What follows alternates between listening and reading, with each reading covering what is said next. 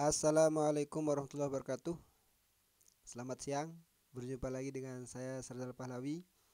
Di akhir pekan yang berbahagia ini, eh, semoga kita semua dalam keadaan sehat walafiat dan tidak kekurangan satu apapun. Dan semoga kita dalam keadaan bahagia. Baiklah para pemirsa dimanapun saja berada, hari ini akhir pekan ya, Minggu tanggal 18 Desember.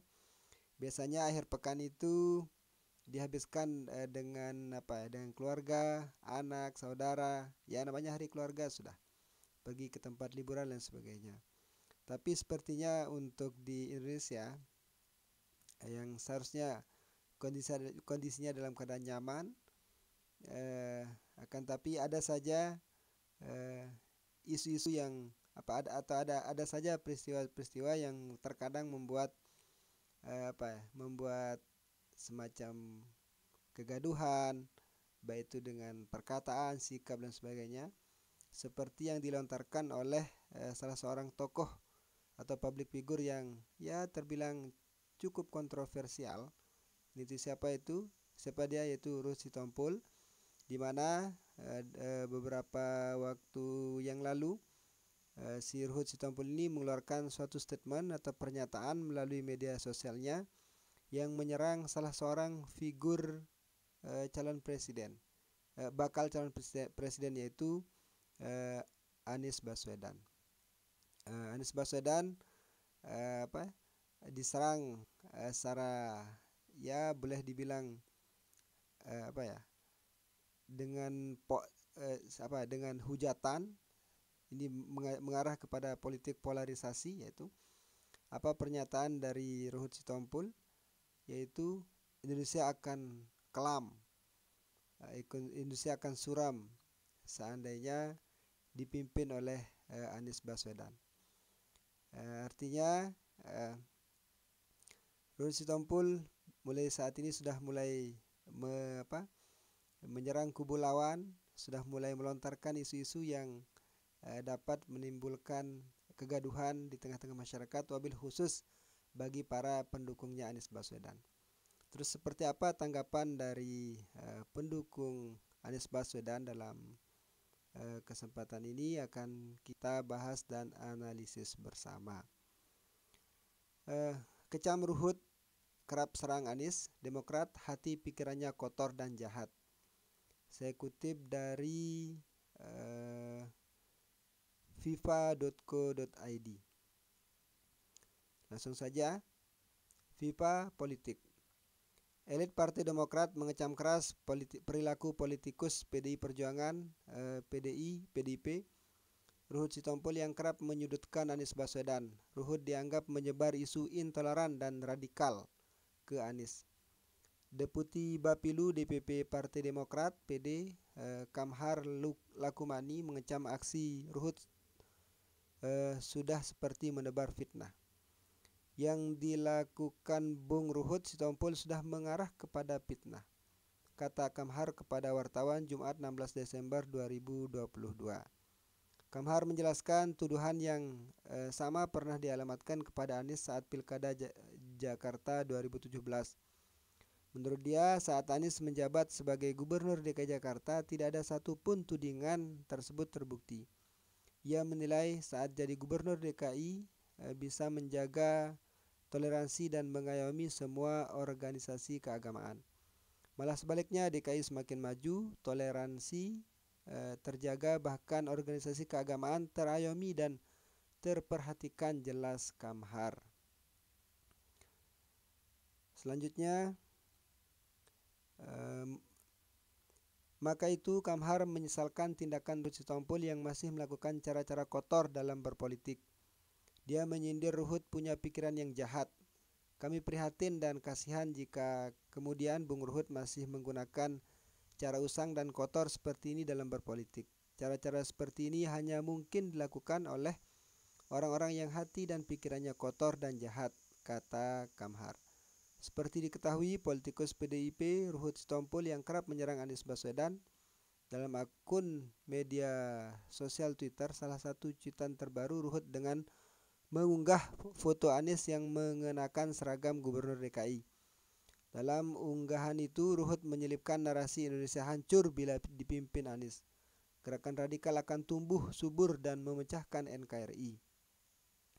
Kemudian Ruhut juga dalam cuitan lainnya mengaku termehek-mehek. Dia menyinggung isu SARA dengan menyertakan video Anies. Hahaha, tertawa aku termehek-mehek.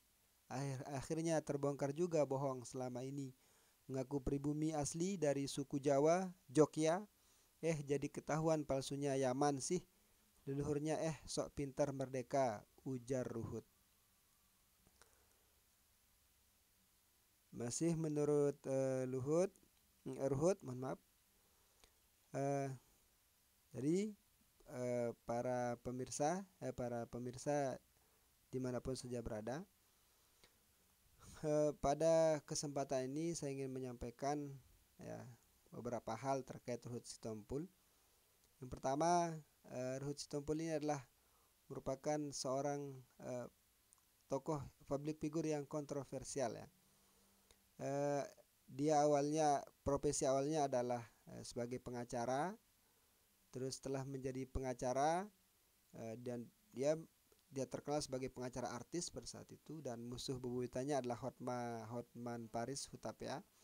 Ketika kedua tokoh ini bersua dalam suatu acara, tidak jarang terjadi perdebatan yang sangat panas di antara keduanya. Setelah berkecimpung di dunia hukum ya, setelah berkecimpung di dunia hukum, dia bergabung ke partai politik. Selama ini ada tiga partai politik yang sudah ada tiga partai politik tempat Ruhut Sitompul bergabung. Yang pertama yaitu Partai Golkar. Di sini dia cukup lama, yaitu dari tahun 1983 sampai dengan 2004. Setelah dari Golkar, dia loncat ke Partai Demokrat dan sempat menjabat sebagai juru bicara Partai Demokrat pada saat itu, yang ditunjuk oleh Presiden Susilo Bambang Yudhoyono. Yaitu Ruhut Sitompul bergabung di Partai Demokrat mulai tahun 2004 sampai dengan 2016. Nah, sejak tahun 2016 ini, di tahun 2016 Ruhut kembali membuat kontroversi dengan keluar dari Partai Demokrat dan berpindah ke Partai Demokrasi Indonesia Perjuangan atau PDIP. Hal itu tidak layak. Hal itu lantas membuat kubu Partai Demokrat geram, mengingat pada saat itu Ruhut Sitompul berpindah ke Partai Demokrasi Indonesia Perjuangan agar bisa mendukung pencalonan Basuki Cahayapurnama atau Ahok pada Pilkada DKI Jakarta. Padahal saat itu kader dari Partai Demokrat, yaitu Agus Harimurti Yudhoyono, sedang mencalonkan diri sebagai calon gubernur DKI Jakarta. Nah, dari tahun 2016 sampai sekarang Ruhut masih berada di Partai Demokrasi Indonesia Perjuangan dan menjadi diehardnya Jokowi. Ketika Ruhut berada di Partai Demokrat, dia juga menjadi diehardnya Susilo Bambang Yudhoyono pada saat itu. Artinya tergantung kondisi dan situasi. Menarik kita ikuti, menarik kita tunggu. Kira-kira seandainya pada pemilu 2024 PDIP tidak menjadi pemenang pada Pilpres maupun Pileg, akankah Ruhut tetap bertahan di Partai Demokrasi Indonesia Perjuangan? Seandainya pada Pilpres 2024 dimenangkan oleh Nasdem, akankah Ruhut meloncat atau berpindah ke Partai Nasdem dan misalnya Anies Baswedan memenangkan menjadi calon presiden? Bisa jadi si Ruhut ini akan pindah ke Partai Nasdem dan menjadi diehardnya Anies Baswedan Hal ini, analisis ini saya kemukakan mengingat perilaku politik Ruhut Sitompul sejauh ini, yaitu sejak dari Demokrat ke PDIP, itu perilakunya sama. Artinya dia tidak pernah konsisten di satu partai politik. Apakah ini salah? Tentu tidak, karena memang hal seperti ini merupakan sesuatu yang wajar terjadi di partai politik. Ruhut Sitompul adalah tokoh yang sangat kontroversial ya. Ada beberapa perilaku kontroversial yang pernah dilakukan selama dia menjadi public figure. Yang pertama, pada tanggal 1 Februari 2008 beberapa media memberitakan bahwa Ruhut memiliki hubungan dengan seorang perempuan bernama Diana Leovita yang saat ini menjadi istrinya dan sudah dikaruniai 2 orang anak. Selanjutnya isu kontroversial lainnya yaitu isu rasisme. Dalam pemilu 2009, Ruhut yang bergabung sebagai koordinator tim sukses Susilo Bambang Yudhoyono melontarkan pernyataan kontroversial dalam sebuah debat tim sukses. Pembicara pada saat itu yakni Fuad Bawazir mewakili tim sukses Yusuf Kala Wiranto dan Permadi mewakili tim sukses Megawati Soekarno Putri. Pada kesempatan itu, Ruhut melontarkan pernyataan bahwa Arab tidak pernah membantu Indonesia. Hal ini menimbulkan kecaman dan reaksi keras dari berbagai elemen masyarakat. Ya, mungkin itu adalah untuk menyindir si Fuad Bawazir yang dimana beliau merupakan keturunan Arab Indonesia. Terus termasuk juga kontroversi yang lain yaitu pada kasus Bank Senturi, yaitu ketika DPR menggunakan hak angketnya untuk mengusut kasus Bank Senturi. Dalam diskusi angket Senturi SB jatuh yang digelar Forum Umat Islam di Wisma Dharma Sakti Jakarta, ia menyebutkan kasus seperti begini dari dulu sudah ada, sejak zaman Megawati sudah ada. Waktu itu Sri Mulyaninya Menku si Cina Kwik Kian-gi. Nah, mungkin pernyataan si kata-kata si Cina Kwik Kian-gi ini juga merupakan suatu yang rasisme. Begitu juga ketika Yusuf Kala diundang ke Dewan Perwakilan Rakyat untuk dimintai keterangan terkait dengan Bank Senturi, dia juga menyebutkan Daeng. Jangan begitu kau Daeng. Kalau tidak salah seperti itu yang disampaikan oleh Ruhut Sitompul di hadapan peserta sidang pada waktu itu, sehingga tak layak itu juga mendapatkan kecaman dari anggota dewan dan masyarakat pada umumnya. Itulah sederet kontroversi yang dilakukan oleh Ruhut Sitompul. Nah, kembali ke topik terkait dengan pernyataan Ruhut Sitompul bahwa yang menyatakan bahwa Indonesia akan kelam, Indonesia akan suram jika dipimpin oleh Anies Baswedan.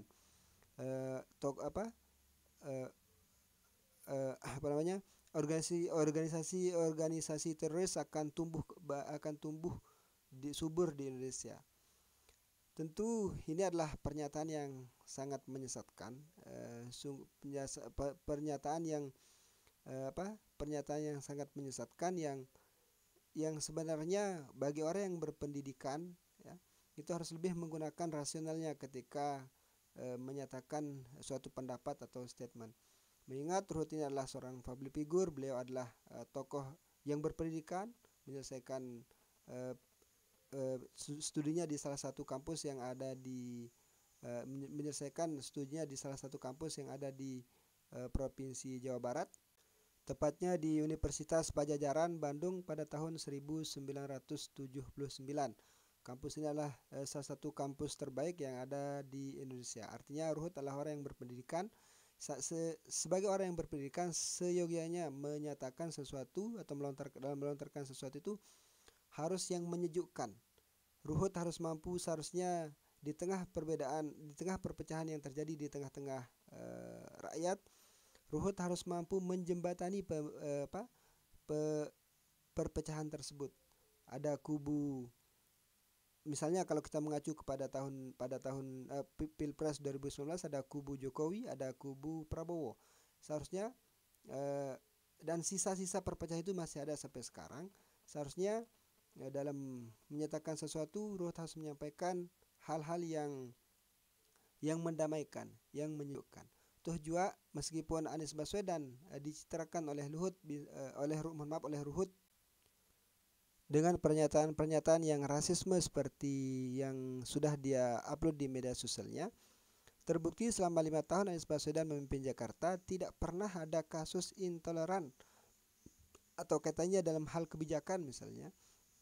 Tidak pernah ada kebijakan-kebijakan Anies Baswedan yang mengarah kepada intoleran, yang mengarah kepada rasisme, yang mengarah atau ada organisasi teroris yang ada di Jakarta misalnya tumbuh subur ketika berada di bawah pimpinan Anies Baswedan. Yang terjadi adalah sebaliknya. Jakarta adem ayem saja, harmoni yang terjadi timbul di antara sama warga, terus harmoni tumbuh di antara sama warga, dan Jakarta dan Anies Baswedan dikenal dengan prestasinya dalam memimpin ibu kota Jakarta, dan sehingga Jakarta dikenal oleh dunia. Kota Jakarta dapat disejajarkan dengan kota-kota besar di dunia seperti London, New York, dan kota-kota besar lainnya. Maka dari itu paling akan menjadi dasar dari Ruhut menyatakan itu adalah ketika terjadi polarisasi yang luar biasa pada tahun 2017 antara pendukung Ahok dengan pendukung Anies Baswedan. Mungkinkah Ruhut Sitompul dalam hal ini masih sakit hati karena dikalahkan oleh Anies Baswedan pada pilkada tahun lalu? Mengapa tidak kekalahan itu dijadikan sebagai evaluasi, introspeksi untuk kontestasi politik selanjutnya, sehingga dalam memunculkan narasi-narasi atau yang menyerang kubu lawan itu semestinya tidak menggunakan narasi-narasi yang rasis, narasi-narasi yang bisa menimbulkan perpecahan di kalangan rakyat. Dalam setiap kesempatan saya selalu menyampaikan bahwa Indonesia adalah negara dengan penduduk berada di dikenal sebagai negara dikenal sebagai negara dengan adat ketimuran yang selalu menjunjung tinggi agama, sopan santun, norma-norma yang berlaku di tengah masyarakat. Maka sangat tidak wajar kalau di tengah-tengah masyarakat itu sendiri terjadi perpecahan yang luar biasa, terjadi polarisasi yang sangat luar biasa, sehingga rakyat ini tidak bersatu. Ruhut Sitompul harus belajar dari sikap yang ditimbulkan oleh sikap yang dinyatakan, yang diekspresikan oleh salah seorang ex anggota DPP Partai Solidaritas Indonesia yaitu Michael Sianipar, di mana beliau keluar dari partai tersebut karena bosan dengan sikap politik yang karena bosan dengan polarisasi yang selalu dilontarkan di tengah masyarakat, sehingga menimbulkan karena bosan dengan politik polarisasi yang menjadi jargon atau yang menjadi andalan dalam berpartai. Mengapa tidak partai itu harus bersikap objektif dalam kondisi apapun, ya, tidak menjadi junjungan seseorang, tidak menjadikan seorang tokoh sebagai junjungannya, akan tapi menjadi mitra kritis dalam menjalani kehidupan berbangsa dan bernegara. Sekali lagi, apa yang disampaikan oleh Ruhut Sitompul ini tidak patut dicontoh, dan dasar-dasar yang digunakan atau analisis yang digunakan untuk melontarkan hal tersebut juga tidak bisa diterima oleh akal sehat. Mari kita wujudkan suasana yang aman, kondusif, menenteramkan, menyejukkan, sehingga Bhinneka Tunggal Ika sebagai prinsip dasar negara ini dibangun, yaitu Unity in Diversity, kata Barack Obama. itu benar-benar diwujudkan dalam kehidupan sehari-hari. Jangan hanya mengaku diri sebagai orang yang menghargai keragaman, ya, orang yang menghargai perbedaan, orang yang paling toleran, tapi sikapnya itu mengarah kepada tidak toleran. Sikapnya anti toleran, anti toleransi. Sikap yang ditimbulkan itu anti kebinekaan. Sikap yang ditimbulkan itu anti keragaman. Hanya ini yang bisa saya sampaikan. Lebih kurangnya saya mohon maaf. Sekian. Assalamualaikum warahmatullahi wabarakatuh. Selamat beristirahat dan sampai berjumpa di topik selanjutnya. Selamat berakhir pekan.